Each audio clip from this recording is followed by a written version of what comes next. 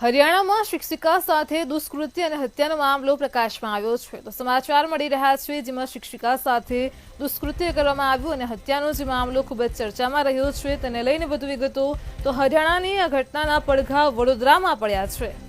આ શિક્ષિકા માટે તમામ લોકો ન્યાયની અપેક્ષા રાખી રહ્યા છે। આરોપીની ધરપકડ માટે વડોદરામાં કેન્ડલ માર્ચ નીકળી હતી તો 18 વર્ષની શિક્ષિકાના હત્યારાને ફાંસી આપોના નારાથી વડોદરામાં માહોલ જોવા મળ્યો છે। ટ્રાન્સપોર્ટ એસોસિએશનના લોકોએ પણ આજવા રોડ પર આ રેલી કાઢી હતી।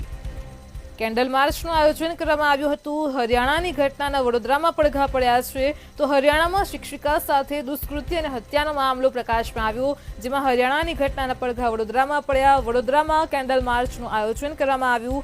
હત્યારાને ફાંસીની સજા થાય તે પ્રકારના નારા ગુંજવામાં આવ્યા છે। આરોપીની ધરપકડ માટે પણ વડોદરામાં રેલી કાઢવામાં આવી હતી। 18 વર્ષની શિક્ષિકાના હત્યારાને ફાંસી આપોના નારા ગુંજી ઉઠ્યા છે। ટ્રાન્સપોર્ટ એસોસિએશનના લોકોએ આજવા રોડ પર રેલી કાઢી હતી।